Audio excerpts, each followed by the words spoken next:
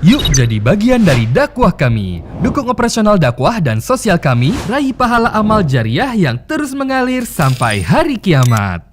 Assalamualaikum warahmatullahi wabarakatuh. Alhamdulillah wassalatu wassalamu ala Rasulillah.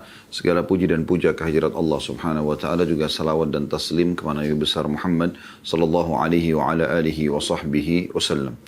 Saudaraku seiman, kita akan melanjutkan bedah buku kita Minhajul Muslim, dan kita akan masuk insyaallah di materi ke-6 dari bab jual beli, yaitu masalah riba dan prakteknya.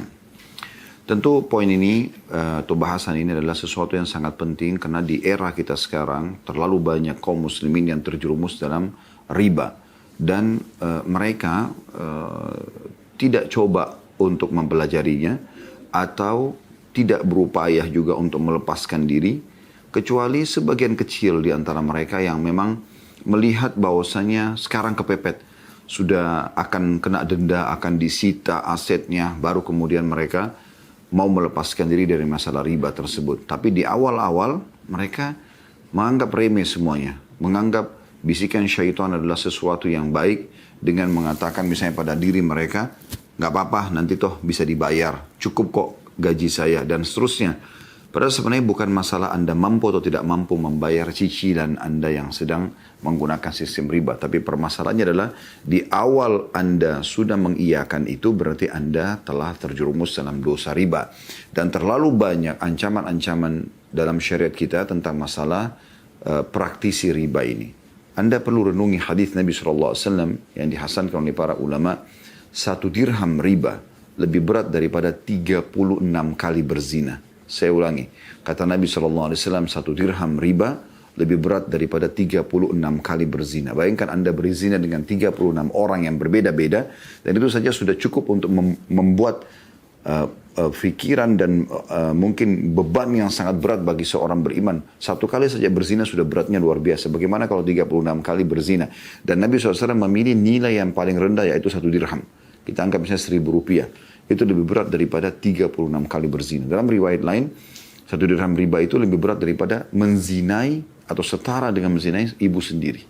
Itu luar biasa. Dalam bab zina itu, ya, yang paling tinggi, yang paling berat adalah berzina dengan mahram. Ibu sama anak, ayah sama anak, saudara sama saudari, tante sama ponakan. Ini adalah sesuatu atau di bab zina yang paling berat. Kalau seandainya zina secara umum, hukumnya adalah kalau mereka kepergok melakukan perbuatan zina sebelum menikah, hukumnya dicambuk 100 kali dan diasingkan 1 tahun. Kalau sudah menikah, ketahuan dikenal dengan muhsan, maka hukumnya dirajam, gitu kan, dihukum mati. Anda bisa bayangkan beratnya dosa zina itu. Nah, kalau orang berzina dengan mahram, maka walaupun belum menikah, hukumannya tetap dihukum mati. Itu beratnya hukuman zina gitu. Nah, 1 dirham riba itu seperti berzina dengan ibu sendiri, atau bahkan lebih berat daripada itu. Anda bisa bayangkan bagaimana bobot dosa ini. Tapi subhanallah, sangat sedikit di antara kaum muslimin yang mau menyadari masalah ini. Tetap aja mereka sibuk dengan bank konvensional mereka, kartu kredit mereka, yang jelas-jelas praktek riba. Ya. Dan terus saja dikatakan tidak masalah, ya, tidak mengapa, dan seterusnya. Dan akhirnya mereka anggap remeh, dan terjadilah hal-hal yang tidak diinginkan, dari penyakit, ya, dari ributnya rumah tangga, ya, dari segala macam hal-hal yang terjadi karena justru sebabnya adalah riba tersebut. Baik, kita akan insya Allah membaca apa yang ditulis oleh Syekh Abu Bakar Jazair rahimahullah berhubungan dengan bab riba ini, maksud dalam bab jual beli, dan beliau akan merincikan 2 jenis riba yang sudah masyhur dan akan kita bacakan insya Allah. Di poin A-nya, masalah riba dan prakteknya, beliau mengatakan ada angka 1 pengertian riba. Pengertian riba. Riba adalah penambahan sejumlah harta yang bersifat khusus. Ya. Penambahan harta yang bersifat khusus. Nanti akan lebih jelas ya. Dan riba terbagi menjadi 2 bagian. Ada riba fadl dan riba nasi'ah. Jadi ada 2 ini yang akan dirincikan oleh beliau. Kalau riba fadl, ya, adalah menjual suatu jenis barang yang di dalamnya dimungkinkan terjadinya riba dengan barang sejenis dengan jumlah yang lebih banyak. Jadi Anda membeli barang tapi dengan barang juga, cuma nilainya beda.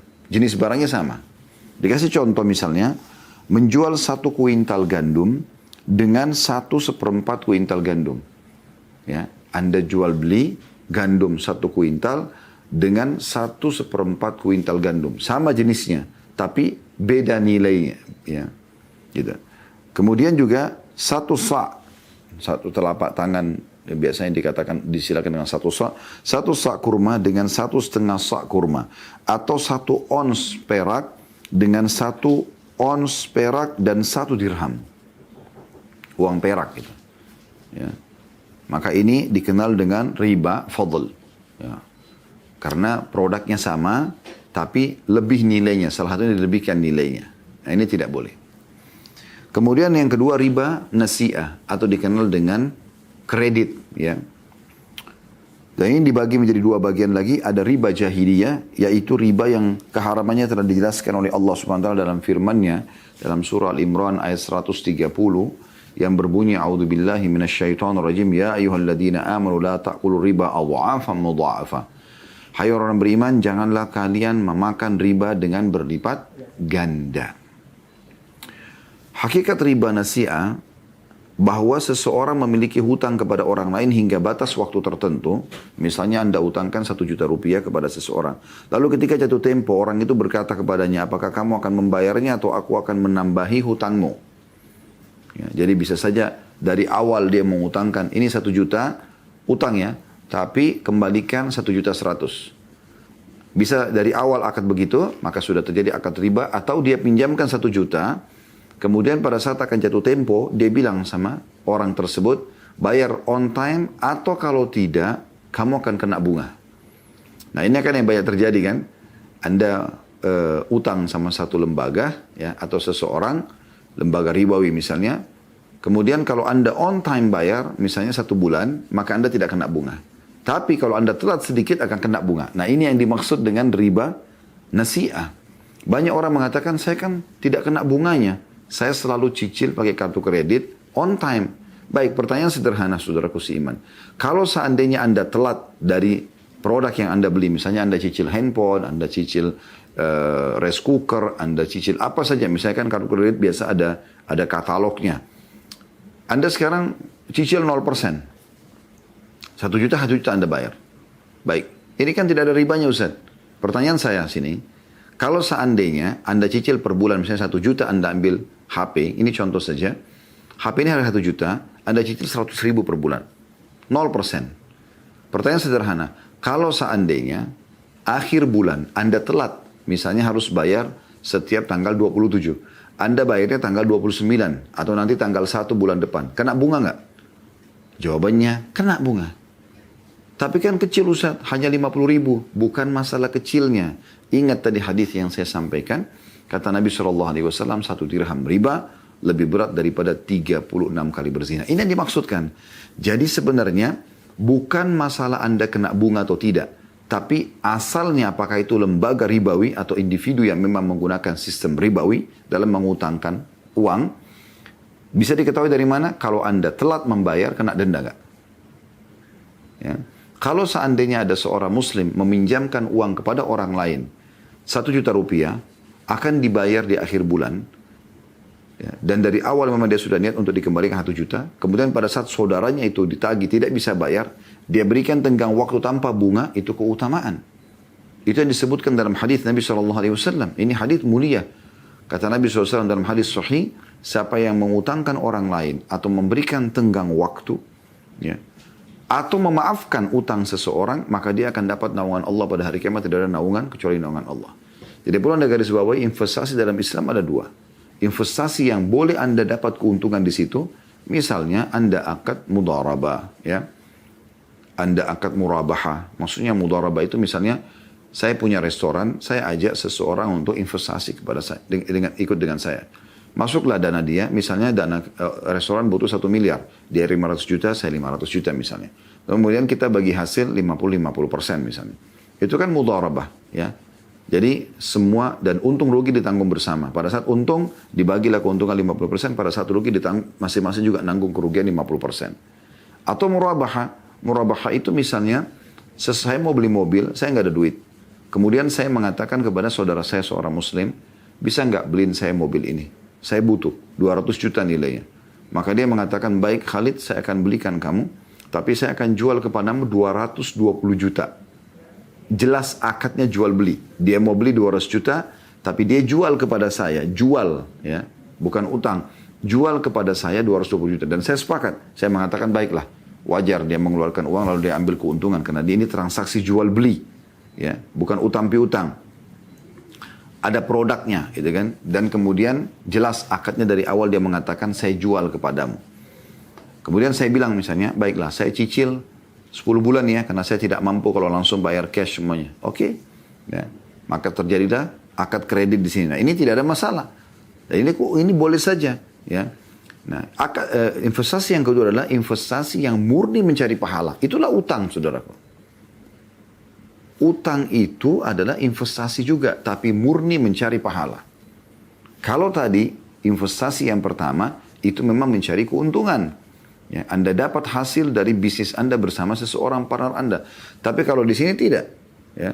Kalau yang utang ini memang investasi, tetapi sifatnya ya, Anda tidak mengambil keuntungan duniawi. Anda justru mengejar keutamaan. Makanya banyak sekali kalau Anda ketik di Google keutamaan mengutangkan orang. Keutamaan misalnya memberikan tenggang waktu. Banyak sekali riwayat-riwayat yang menyebutkan tentang keutamaan-keutamaannya. Gitu kan, Anda bisa baca. Maka itu boleh. Ya. Tapi ingat, memang tidak ada keuntungan di situ. Kapan Anda tambah, maka masuk dalam riba an-nasiyah.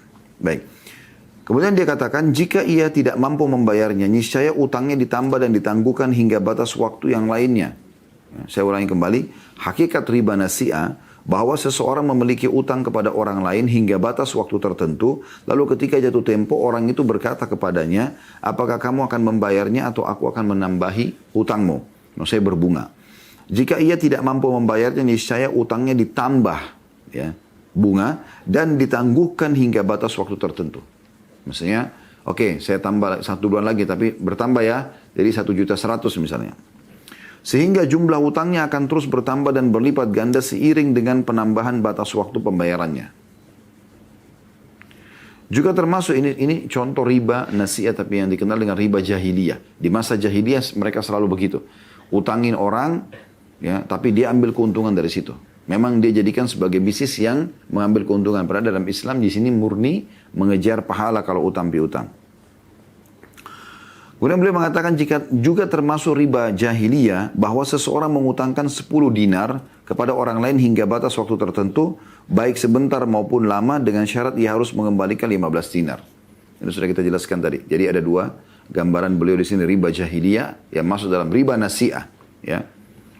Yaitu seseorang dari awal mengutangkan 1 juta rupiah lalu dia mengatakan kau harus kembalikan 1.100.000. Setuju? Tanda tangan. Atau dia utangkan 1 juta tanpa dia mau mengambil sesuatu. Tetapi setelah itu pada saat mau jatuh tempo, orang yang sedang utang tidak mampu bayar, maka dia akan mengatakan kau bayar sekarang atau kalau tidak saya berikan tenggang waktu lagi cuma bertambah. Nah, ini dua-duanya masuk dalam riba nasi'ah. Bagian pertama yaitu riba jahiliyah. Dan beliau mengatakan riba nasi'ah adalah jual beli sesuatu yang di dalamnya dimungkinkan terjadi riba. Misalnya menjual emas, perak, beras, gandum atau kurma dengan barang lain yang di dalamnya mengandung riba nasi'ah. Misalnya seseorang menjual 1 kuintal kurma dibayar dengan 1 kuintal gandum hingga batas waktu tertentu. Atau seseorang menjual 10 dinar uang emas dibayar dengan 120 dirham uang perak hingga batas waktu tertentu. Ini bagian yang kedua daripada riba nasi'ah itu sendiri. Ya. Selain tadi utang piutang, ya, itu dikenal dengan riba jahiliyah atau riba nasi'ah yang kedua yaitu ya, menukar sebuah barang dengan barang lain yang berbeda jenis, ya, tetapi tidak senilai. Kayak emas sama perak tadi sudah dikatakan, atau gandum sama kurma. Ya. Tidak senilai. Ya. Dan kalau Anda mau aman, Anda lebih baik menjual dulu produk Anda, dapat uang berapa, baru Anda beli produknya, yang orang yang Anda jadikan sebagai target untuk membeli produknya gitu. Di poin keduanya, masalah hukum riba itu sendiri. Riba diharamkan berdasarkan firman Allah Subhanahu wa taala dalam surah Al-Baqarah ayat 275 yang berbunyi a'udzubillahi minasyaitonirrajim wa halallahu al-bai'a wa harrama riba Padahal Allah telah menghalalkan jual beli dan mengharamkan riba. Juga firman Allah Subhanahu wa taala dalam Al-Imran 130. A'udzu billahi minasyaitonir rajim. Ya ayyuhalladzina amanu la ta'kulu riba adha'afan mudha'afa. Hai orang beriman, janganlah kalian memakan riba dengan berlipat ganda. Apa makna berlipat ganda? Orang kalau sudah kena riba, teman-teman sekalian, itu akan berlipat ganda. Sulit sekali orang lepas dari riba itu. Ya. Anda perlu garis bawahi, teman-teman sekalian, utang itu dibolehkan dalam syariat Islam bagi orang yang tidak mampu. Bukan orang yang mampu lalu dia berhutang. Ya. Karena orang mampu dasarnya dia tidak boleh berhutang. Dia punya kemampuan. Masuk dalam umumnya sabda Nabi SAW, matlul ghani zulm. Menunda pembayaran bagi orang kaya adalah kezaliman. Imam Adz-Dzahabi rahimahullah masukkan dalam buku beliau Al-Kabair, dosa-dosa besar, yaitu sengaja menunda pembayaran utang bagi orang yang mampu. Sekarang kalau Anda punya kemampuan, ya kita lihat misalnya kartu kredit sekarang. Kartu kredit ini makin kaya, makin besar limitnya. Makin dibukakan pintu utang. Padahal dia mampu beli cash. Gitu kan? Orang miskin gak bakal dipilihkan kartu kredit. Harus ditahu berapa gaji dia bulanan, alamatnya jelas, segala macam gitu kan. Dalam Islam justru utang diberikan kepada orang-orang yang tidak mampu. Dan memang kita mengejar pahala gitu kan. Tetapi di sini tidak. Mereka menggunakan hal yang berbeda. Yaitu mereka justru makin kaya, makin besar limit kartu kreditnya. Dan uniknya subhanallah, ada orang merasa tenang. Ya, sikat gigi yang dia pakai, odolnya, sabunnya, samponya, minyak gorengnya, pancinya, kompornya, semua ya, AC, listrik dia, air, pakaian yang dia pakai, bantal, spray, selimut, semuanya riba. Kenapa? Dari kartu kredit. Dibayarin oleh bank riba. Yang tadi sudah kita jelaskan, kalau Anda bilang, tapi kan Ustaz saya cicil semuanya 0%. Sebentar dulu, Anda cicil di lembaga mana? Itu dulu pertama. Kalau lembaga riba, tetap aja. Karena asal hukumnya, dia punya akad riba. Ditahu dari mana? Kalau Anda telat bayar, Anda akan kena bunga. Walaupun 0%. Iya kan? Itu masalahnya. Jadi memang dia lembaga ribawi. Ya. Yang kedua, jelas sekali, ya, kalau ada sesuatu yang Anda terjadi, misalnya Anda telat, Anda kena denda. Kalau Anda ya, tidak bisa bayar, Anda kena hukuman. Anda bisa disita barang tersebut atau apa saja. Dan kalau sudah disita barang itu, misalnya rumah atau mobil, ya, kendaraan, maka apa yang sudah Anda bayar dianggap hangus. Nah ini juga ada unsur gharar, ada ribanya. Ya. Maka ini poin yang harus betul-betul diperhatikan baik-baik. Lebih baik Anda tinggal di kos-kosan teman-teman sekalian, di kontrakan. Dan Anda mulia, Anda tidak kena riba daripada Anda paksakan diri harus punya rumah tapi Anda kena riba. Dan apa ruginya? Sebagai seorang muslim kita harus berpikir teman-teman. Tidak bisa kita pisahkan kegiatan kita dalam keseharian dengan akhirat. Harus selalu ada hubungannya. Selalu ada hubungannya. Nggak bisa Anda pisahkan ini. Ya. Anda harus selalu menghubungkan antara ekonomi yang sedang Anda, bisnis yang sedang Anda lakukan dengan urusan sosial Anda, agama Anda. Anda bersedekah, Anda tahu Anda akan panen di akhirat, di pahala. Tidak bisa Anda pisahkan itu. Kita bukan orang-orang sekuler yang memisahkan antara agama dengan negara, agama dengan politik, agama dengan ekonomi. Sehingga muncullah banyak pakar-pakar ekonom tapi nggak paham agama Allah. Banyak pakar politik nggak paham agama Allah. Ini keliru. Islam datang untuk mengatur seluruh lingkup, seluruh seluk-beluk kehidupan seorang muslim. Politiknya, ekonominya, sosialnya, semuanya. Ya. Islam ini harus menjadi agama pengontrol, nggak bisa tidak. Di sini Anda harus pahami masalah itu. Ya. Sementara transaksi ribawi jelas diharamkan dalam Islam, tapi kita masih saja terus sibuk dengan itu. Ya. Baik teman-teman sekalian, juga beranjak daripada hadis Nabi SAW tentang masalah hukum haramnya riba ini, yaitu yang berbunyi, la'anallahu akilar riba wa mu'kilahu wa syahidaihi wa katibah. Allah melaknat pemakan riba, pemberi riba, dua orang saksinya, dan pencatatnya. Hadis ini riwayat Abu Daud nomor 333, Ibnu Majah 2277 dan Tirmidzi 1206 dan beliau mensahihkannya. Lalu apa solusinya Ustaz? Pindah perbankan syariah. Tapi kan perbankan syariah itu sering gitu, karena saya dengar jemaah.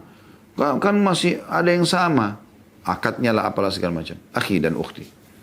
Kalau masih ada sesuatu yang salah dari perbankan syariah, maka itu sebagian kecil. Persentasenya misalnya, anggaplah dari 100% riba bank konvensional, mungkin bank syariah ini ada 30% yang masih perlu diperbaikin. Baik, minimal Anda meminimalkan kesalahan itu. Dan Anda serahkan kepada dewan syariah mereka. Kan semua perbankan syariah punya dewan syariah. Serahkan mereka. Ya. Ij'al bainaka wa bainan nari alima. Jadikan antara kau dan neraka seorang alim. Dia sudah memberikan fatwanya, dia yang bertanggung jawab depan Allah, bukan Anda. Tapi kalau Anda masih di bank konvensional, dari mana Anda mau berhujjah apa di depan Allah SWT pada hari kiamat? Kenapa? Sampai kapan kita terus mau ngotot dengan cara seperti ini teman-teman sekalian? Dan tidak mau hijrah. Coba Anda hijrah, pindah. Ya. Atau Anda meminimalkan itu dengan Anda pindah. Kalau Anda tidak pindah ke perbankan syariah, lalu Anda kemana? Gitu. Anda harus kemana sekarang? Kondisi kita tidak seperti itu. Tapi Anda sudah aman. Karena dari satu sisi mereka punya dewan syariah. Ada ustadz-ustadz, ada kiainya di sana. Mereka akan bertanggung jawab depan Allah kalau memang mereka ada salah sistemnya. Anda bisa datang, Anda diskusikan, Anda tanyakan. Juga sabda Nabi, dan ini ketat sekali ya. Perhatikan, Allah melaknat, artinya Allah murka pada mereka. Akil riba, yang memakan riba itu. Ya. Lembaganya di sini. Atau, pemakan riba ini maksudnya orang yang jadi konsumennya, atau orang yang menjadi nasabahnya. Kemudian, wa mu'kila, yang memberi makan riba. Lembaganya. Wa syahidaihi, dan saksinya. Dan juga wa katibah. Katibah ini penulisnya, berarti para pegawainya. Kena semua ini. Ya, kena semua. Juga sabda Nabi SAW, dirhamun riba, ya'kuluhu rajulu wa huwa ya'lam, asyaddu min sittin wa thalathina zanyah. Satu dirham dari hasil riba yang dimakan oleh seseorang, sedangkan dia mengetahuinya, dosanya lebih berat daripada 36 kali berzina, sebagaimana sudah kita jelaskan tadi. Hadis ini ada putuan nomor 1349, diriwayatkan Ahmad nomor 21450, dan beliau mengatakan hadis ini adalah hadis yang sahih. Ya. Juga sabda Nabi SAW, Ar-riba 73 baban, aisaruha an yankiha ar-rajulu ummah, wa inna arba riba irdur rajul muslim. Riba itu ada 73 pintu, 73 tingkatan, level-levelnya. Di mana pintu yang paling ringannya, yang paling ringan nanti hukumannya pada depan Allah SWT hari kiamat, setara dengan dosa seseorang menikahi ibu kandungnya, zina sama ibu kandungnya. Itu paling rendahnya. Dan pintunya yang paling berat setara dengan dosa menodai kehormatan seorang muslim. Hadis ini diriwayatkan oleh Al-Hakim dan beliau mensahihkannya. Ya, tentu dalam hadis ini penutupannya sangat luar biasa ya. Kalau Anda menganggap sudah faham dosa riba itu berat, bahkan mengalahkan dosa zina, maka Anda mencoreng kehormatan muslim, gosipin dia, fitnah dia, adu domba dia, lebih berat lagi daripada ya, dosa riba itu. Karena level ke-73-nya yang paling beratnya, itu setara dosanya dengan mencoreng kehormatan seorang muslim. Nah, ini kan banyak sekali dianggap remeh di tengah-tengah masyarakat kita. Gosip itu menjadi sesuatu yang biasa, hot news kalau perlu, berita yang terbaru yang paling panas. Gosipin orang, angkat cerita aibnya orang. La haula wala quwata illa billah. Ini setara dengan level tertingginya riba, 73. Level ke-73-nya gitu. Level yang paling rendahnya, level satunya, ya, itu setara dengan berzina dengan ibu sendiri. La haula wa la quwata illa billah. Semoga Allah selamatkan kita. Juga sabda Nabi SAW, ijtanibus sab'al mubiqat. Jauhilah 7 dosa yang membinasakan. Membinasakan di dunia, membinasakan di akhirat. Di dunia tidak akan tentram, akan banyak cobaan Allah Subhanahu wa taala, ributnya rumah tangga, penyakit yang kronis dan segala macam hal.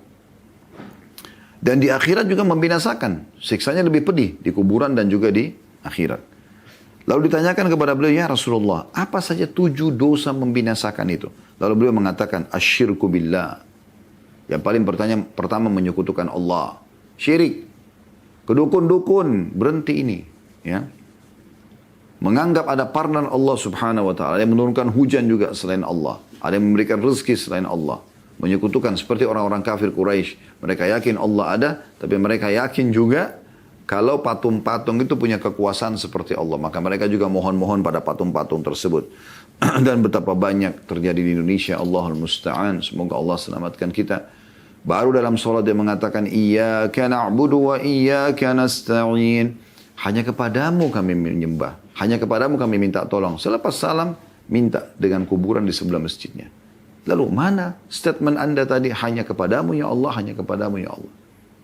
Makanya Imam Nawawi mengatakan rahimahullah, seorang ulama Syafi'i yang masyhur, saya heran dengan orang yang meminta-minta pada kuburan, padahal di dalam kuburan itu adalah manusia yang seperti dia, tapi sudah jadi tulang belulang. Bagaimana dia bisa nggak paham ini?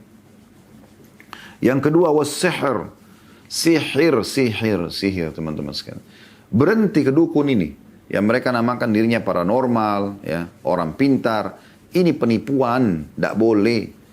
Anda mau dapat jabatan, tidak usah ke dukun. Kenapa ke dukun? Kenapa nggak sholat tahajud? Kenapa nggak minta kepada Tuhan alam semesta? Nggak boleh ke dukun. Tinggalkan semua dukun ini. Perangi mereka, nggak boleh.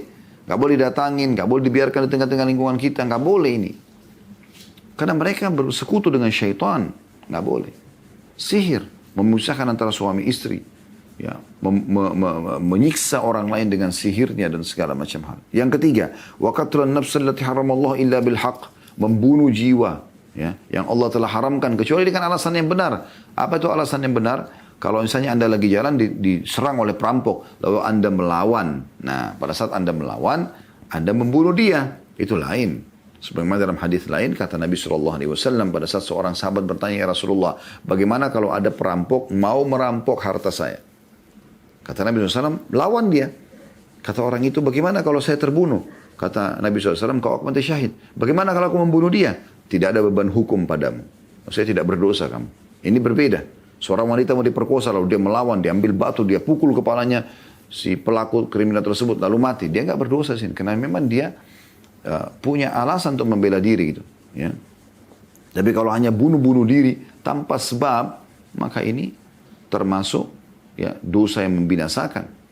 Ya, tidak ada orang yang membunuh orang lain kemudian dia bisa tenang tidur. Ya, pasti dia akan gelisah. Orang itu juga akan menuntut dia pada hari kiamat nanti. Itu yang ketiga. Yang keempat, wa aklur riba. Ini jadi saksi bahasan kita. Pemakan riba, yang memakan riba. Baik lembaganya, baik orang yang mengambil riba tersebut, pegawainya, saksinya, semua kena sebagaimana sudah kita jelaskan. Yang kelima, wa aklu malil yatim, memakan hartanya anak yatim. Ya, baik apa dia punya lembaga, yayasan yang mengelola dana yatim, ataupun ada anak yatim yang di bawah naungan dia tinggal di rumahnya dan hartanya banyak, tapi karena masih kecil dia yang kelola, maka dia salah gunakan. Kemudian yang keenam, wattawalli yaumaz zahf, lari dari kancah peperangan. Anda kalau mau dengar penjelasan semua ini sudah kami jelaskan, insya Allah Anda bisa lihat di playlist YouTube. Cari bahasan buku atau bedah buku kitab Al-Kabair, dosa-dosa besar yang tulis oleh Imam Az-Zahabi rahimahullah. Kemudian yang terakhir adalah yang ketujuh, wa kadhful muhsanatil mu'minatil ghafilat, menuduh berzina wanita yang beriman serta lengah, maksudnya memfitnah mereka sehingga akhirnya mereka dikucilkan atau dihukum oleh masyarakat karena fitnah yang dibuat oleh orang ini. Ini adalah 7 dosa yang membinasakan. Saksi bahasan kita yang keempat yaitu memakan harta riba. Yang ketiga, hikmah diharamkannya riba. Di antara hikmah diharamkannya riba adalah sebagai tambahan atas hikmah-hikmah yang bersifat umum yang terkandung dalam tuntutan syariat, yaitu menguji keimanan seseorang dalam mentaati Allah.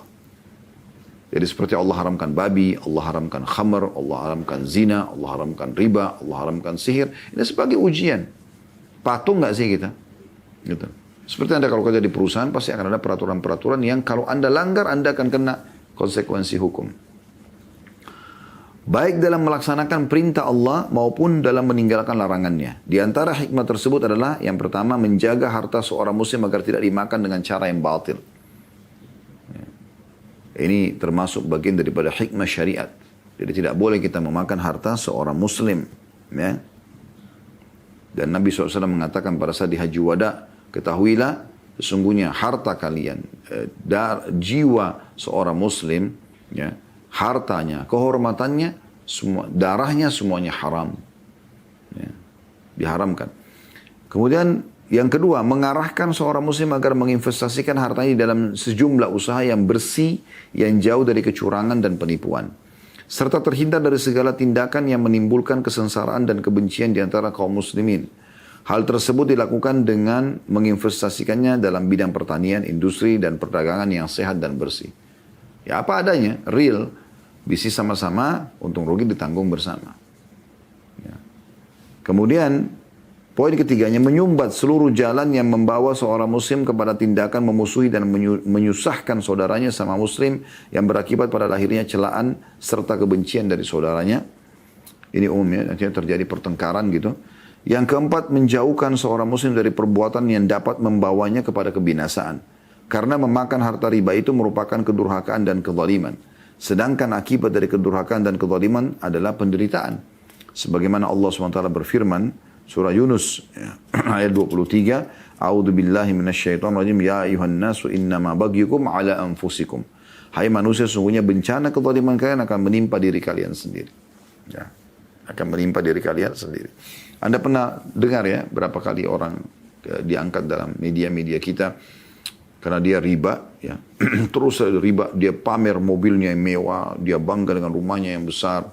Terakhir nggak bisa bayar, disita semuanya. Akhirnya terbengkalai. Apakah dia masih hidup, ya, atau sampai di penjara misalnya, keluarganya terbengkalai, atau dia sudah meninggal lalu ahli warisnya tidak mendapatkan apa-apa.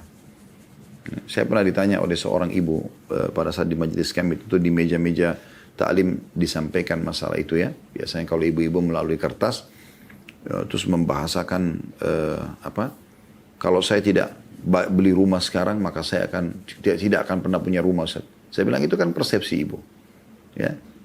Kenapa ibu menanamkan begitu? Saya sendiri mengalami, saya dulu tidak punya rumah sama sekali. Alhamdulillah. Dengan kita coba bersabar, kita coba kumpulin uang pelan-pelan dari yang halal. Dan saya pernah mengajak beberapa orang jamaah. Saya katakan ini rumah saya mau beli, Anda bisa nggak belikan saya dan saya cicil. Boleh dengan sistem utang, ya, qard hasan maksudnya, yang dimaksud adalah pinjaman yang mengejar pahala, atau Anda mau sistem murabaha. Anda beli rumah ini, jual sama saya dengan keuntungan. Dan alhamdulillah, Masya Allah, Allah mudahkan. Ada orang-orang jazahumullahu khairan. Semoga Allah balas mereka dengan kebaikan. Dan saya yakin, ya, setelah rumah itu kami pakai dengan keluarga, maka mereka akan terus pahalanya berjalan. Karena mereka ternyata mengutangkan kami tanpa minta keuntungan, Masya Allah. Ya, dan itu bisa. Ini hitungan beberapa waktu yang lalu saja kita tidak punya. Dan alhamdulillah beberapa tahun setelah itu kita jadi punya gitu. Ya. Bersabar sedikit akhi dan ukhti dalam keadaan kita. Kenapa harus paksakan diri? Kenapa harus merasa tidak enak dengan masyarakat atau komunitas kita di sekitar kita? Kalau kita pakai kendaraan yang biasa, ya, sementara memang itu kemampuan kita. Percaya diri saja dan bersyukur kepada Allah Subhanahu Wa Taala. Di dalam sebuah hadis Nabi SAW beliau mengangkat selanjutnya setelah surah Yunus ayat 23 tadi, yang berbunyi ittaqul zulma fa inna zulma dhulumatun yaumil qiyamah wattaqus syuha fa innahu ahlaka man kana qablakum hamalahum ala an safaqu dima'ahum wastahallu maharimahum. Takutlah kalian akan kezaliman. Karena ini kan riba kan menjadi penyebab kezaliman kan. Utangin orang lalu minta keuntungan. Padahal orang utang kan jelas karena dia tidak mampu. Umumnya begitu ya. Anda bebankan lagi dengan bunga. Sampai kadang-kadang ada orang, dan saya tahu beberapa orang punya kasus begitu. Saking tidak mampunya dia bayar, menyicil kembali uang tersebut, akhirnya dia cuma bisa bayar bunganya setiap bulan. Akhirnya sampai tua, sampai meninggal pun tidak selesai-selesai. Itu terjadi dari bukan cuma individu, bukan cuma sebuah lembaga. Antara negara pun Anda tahu di dunia ini seperti itu. Lembaga-lembaga ribawi, mereka mengikat negara-negara dengan utang-utang ribawi sampai negara-negara itu dikuasai oleh mereka karena hanya mampu membayar bunganya. Jadi utang ini terus saja pokoknya bertambah. Tetap saya tidak bisa disentuh atau dibayar. Dan ini jadi masalah. Dan ini kezaliman. Lalu kata Nabi SAW, dan takutlah kalian dari berbuat kikir. Nah, ini biasanya muncul riba ini karena masalah kikir juga. Ya. Dia tidak mau mengejar akhirat, tidak mau mengejar pahala. Padahal sudah kita jelaskan tadi ini investasi berhubungan dengan masalah akhiratnya.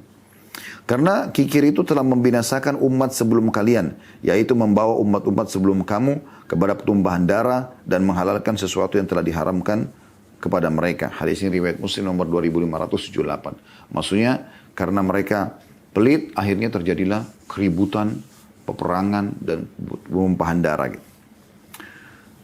Selanjutnya poin yang kelima, hikmah daripada diharamkan riba, membukakan pintu-pintu kebaikan di hadapan orang muslim yang untuk mempersiapkan bekal kelak di akhiratnya dengan meminjami saudaranya sama muslim tanpa mengambil manfaat atau keuntungan. Menghutaninya, menangguhkan utangnya hingga mampu membayarnya, ya. Memberikan kemudahan serta menyayanginya dengan tujuan semata-mata mencari keridhaan Allah, sehingga mengakibatkan tersebarnya kasih sayang dan ruh persaudaraan yang tulus di antara kaum muslimin. Nah ini teman-teman sekalian, kita bisa lihat bagaimana poin ini disinggung, ya. Bahwasanya tadi yang saya bilang, kita tidak bisa pisahkan antara, ya, ekonomi kita, ya, antara kehidupan sosial kita dengan agama ini. Tidak bisa sama sekali. Ada saatnya di mana Anda dagang, Anda dapat keuntungan. Ada saatnya memang Anda mencari pahala. Gitu kan. Itu. Jadi orang kalau selalu berpikir keuntungan apa yang saya bisa dapat selalu materi, maka dia tidak akan pernah bersedekah orang seperti ini. Tidak akan ada jiwa kedermawanannya. Baik teman-teman sekalian, kita coba membacakan dulu beberapa keutamaan orang yang mengutangkan orang lain tanpa mengambil manfaat. Dan ini poin perlu sekali dititik beratkan dan dijelaskan. Dan saya harap Anda, ya, membuka pikiran Anda, mendengarkan baik-baik dan merenungi dengan hati. Ini kita bicara masalah keimanan. Hadis Nabi SAW yang berbunyi diriwayatkan oleh Imam Muslim di nomor 2699. Kata Nabi SAW, "Man naffasa an mu'minin kurbatan min kurabid dunya, naffasallahu anhu kurbatan min kurabi yaumil qiyamah." Barang siapa yang meringankan suatu kesulitan atau kesusahan atau kesedihan seorang mukmin di dunia, Allah akan meringankan kesusahannya pada hari kiamat. Orang susah justru dimudahkan. Orang-orang lembaga ribawi ini, mereka malah menyulitkan orang. Dengan tahu orang ini butuh, bukannya dibantu, malah ditunggangi untuk harus ada bunganya. Ya. Ini akan selamat dari kesusahan di hari kiamat. Di saat Anda sudah tidak berlaku lagi rupiah, dolar, euro, tidak ada lagi yang berlaku di sana. Ya. Kemudian kata Nabi SAW masih lanjutkan hadisnya, وَمَنْ يَسَّرَ عَلَى مُؤْسِرٍ يَسَّرَ اللَّهُ عَلَيْهِ فِي الدُّنْيَا وَالْآخِرَةِ. Dan barang siapa yang memudahkan urusan seseorang yang dalam keadaan sulit, Allah akan memberinya kemudahan di dunia dan di akhirat. Jadi dia mau bayar, dia mau utang dipinjamkan. Dia mau bayar belum mampu, diberikan tenggang waktu tanpa ada bunga. Kemudian waman satara musliman satarahu Allah fid dunya wal akhirah, dan barang siapa yang menutupi aib seorang muslim di dunia, Allah akan tutupi juga aibnya di dunia dan di akhirat. Bukan malah ngosipin, nyebarin, ya, aibnya. Kemudian kata Nabi SAW, Wallahu fi aunil abdi ma kana al-abdu fi auni akhi. Allah akan terus membantu seorang hamba selama dia sibuk membantu saudaranya. Kemudian teman-teman sekalian, dalam Tuhfatul Ahwadhi, ini syarah kitab Tirmidzi, dia jilid 7 halaman 261, dijelaskan yang dimaksud dengan potongan hadis memberi kemudahan pada orang miskin, baik mukmin maupun kafir yang memiliki utang dengan menangguhkan pelunasan utang dan membebaskan sebagian utang atau membebaskan seluruh utangnya. Itu yang dimaksud dengan makna tadi hadis memberikan kemudahan. Teman-teman sekalian, di dalam firman Allah Subhanahu wa taala, renungi juga ini, ya. Al-Baqarah 280, Allah juga berbicara tentang masalah ini. Bagaimana kita memudahkan orang kalau mau utang, butuh dan segala macamnya. A'udzu billahi minasyaitonir rajim. Al-Baqarah 280, wa in kana dzu usratin fanadhiratun ila maisarah wa an tasaddaqu khairun lakum in kuntum ta'lamun. Saya minta teman-teman buka ini, ya. Al-Baqarah 280. Sekali lagi, Al-Baqarah 280. Dan jika orang yang berhutang itu dalam kesukaran, dia terpaksa utang. Dia sulit, kalau dia tidak sulit tentu dia tidak akan utang gitu. Ya. Maka berilah tangguh sampai dia berkelapangan. Ini kata Allah SWT kepada orang-orang beriman. Justru kalau kita sudah utangkan dan kita tagih ternyata dia tidak mampu, berikan tangguh waktu. Dan menyedekahkan sebagian atau semua utang itu lebih baik bagimu jika kamu mengetahuinya. Maksudnya jika kamu mempelajarinya, berikan tenggang waktu atau udah nggak apa-apa, kamu nggak mampu nggak usah bayar. Itu akan panen pahala yang luar biasa pada hari kiamat nanti. Ini firman Allah Subhanahu Wa Taala. Ya. Begitu juga dengan hadis Nabi SAW riwayat Imam Muslim nomor 3006. Ini dalil yang ketiga. Ya. Kata Nabi SAW, man anzara mu'siran aw wada'a anhu adallahu Allahu fi dhillih.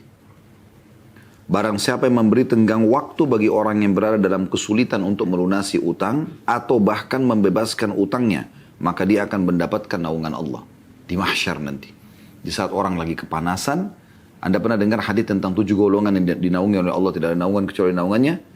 Ya, pemimpin yang adil, anak muda yang tumbuh di atas ketaatan Allah, ya, 2 orang yang saling mencintai karena Allah berpisah dan berkebun karenanya, ya. Kemudian seorang laki-laki yang diajak berzina oleh seorang wanita yang beri kedudukan dan kecantikan namun dia menolak, ya, seseorang yang menginfakkan hartanya dengan tangan kanan sampai tangan kiri tidak tahu, ya. Kemudian seseorang yang mengingat Allah sendirian kemudian menetes air matanya, ya. Jadi ada orang-orang 7 golongan yang Allah naungi dan di sini juga sama. Ada juga orang yang akan dapat naungan Allah di mahsyar, orang tenggelam dengan keringatnya masing-masing karena tergantung dengan kadar dosanya. Namun orang yang mengutangkan orang dengan memberikan tengah waktu atau memaafkan maka akan dapat naungan Allah Subhanahu Wa Taala. Juga dalam hadis Nabi SAW, hadis ini diriwayatkan oleh Imam Ahmad dan dinyatakan sahih. Kata Nabi SAW, man ahabba an yudhillahu Allahu azza wa jalla fi dhilli falyunziril mu'sira aw liyadha anhu. Barang siapa yang ingin mendapatkan naungan Allah azza wa jalla di hari kiamat nanti, maka hendaklah dia memberi tenggang waktu bagi yang mendapat kesulitan untuk melunasi utang atau bahkan dia membebaskan utangnya tadi. Jadi dia berikan tenggang waktu 10 tahun pun dia belum bisa bayar, diberikan tenggang waktu karena ingin panen pahala. Atau ya dia maafkan saja. Jadi ini luar biasa. Gitu. Pernah ada seorang sahabat Abu Qatadah radhiyallahu anhu, beliau pernah mengutangkan seseorang. Ya. Lalu pada saat jatuh tempo, Abu Qatadah datang menagihnya. Tapi orang ini selalu menghindar, selalu lari. Tidak ada, berbohong gitu. Ya. Sampai satu waktu akhirnya Abu Qatadah datang lagi ke rumahnya, kemudian ada anak kecil yang keluar dari rumahnya, lalu ditanya, mana si fulan?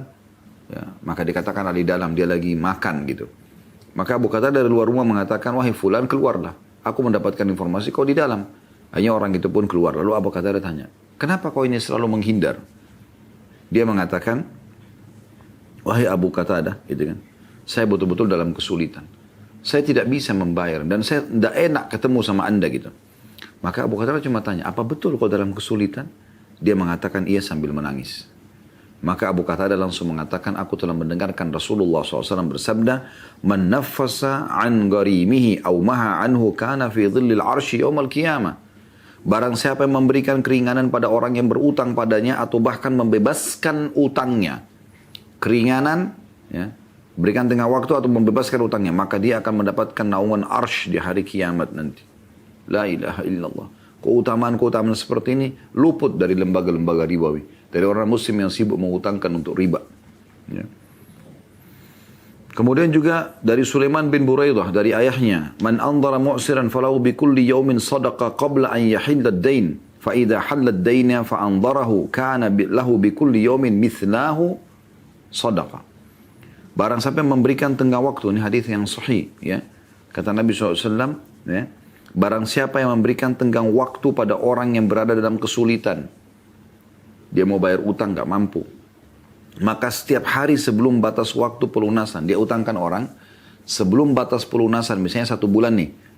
Jadi setiap hari di masa utang itu, 1 bulan dia menunggu dibayar itu, dia akan dinilai telah bersedekah sejumlah uang itu. Jika utangnya belum bisa dilunasi lagi, lalu dia memberikan tenggang waktu kepada orang tersebut, ya, setelah jatuh tempo, maka setiap harinya dia akan dinilai telah bersedekah 2 kali lipat nilai piutangnya. Hadis riwayat Ahmad, Abu Ya'la, Ibnu Majah, At-Tabarani, Al-Hakim, Al-Baihaqi, Dan Syekh Albani mengatakan dalam sisa hadis sahih di nomor 86 dengan ini adalah hadis yang sahih. Luar biasa gitu. Coba renungi begini teman-teman. Saya misalnya mengutangkan kepada seseorang 10 juta rupiah. Awal Januari. Kan kita di Januari ini contoh saja. Dia janji saya akan bayar akhir Januari, tanggal 31 Januari. Setiap harinya saya seperti bersedekah 10 juta. Coba Anda bayangkan. Investasi 10 juta tapi nilai balasannya di sisi Allah ya 10 juta kali 31, 310 juta. Pertanyaan sederhana, apakah Anda akan bersedekah sejumlah ini?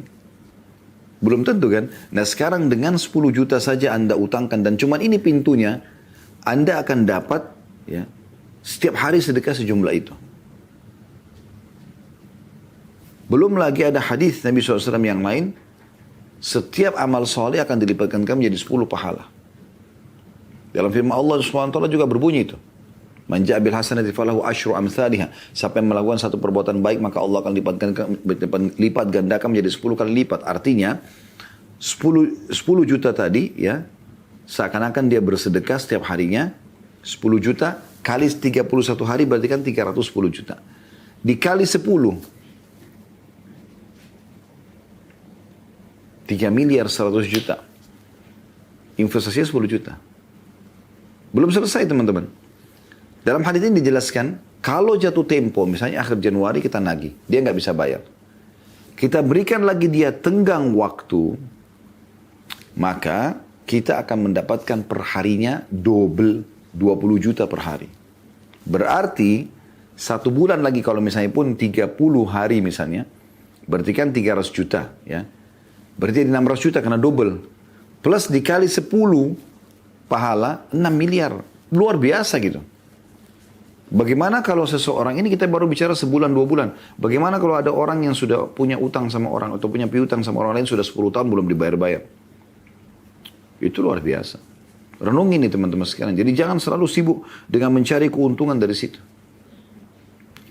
Dan disebutkan dalam hadis Bukhari nomor 2078 bahwasanya kana tajiran yudayilun nas. Dulu ada seorang pedagang yang suka memberikan pinjaman kata Nabi SAW kepada orang lain. Fa idza ra'a mu'siran qala li fityanihi tajawazu anhu.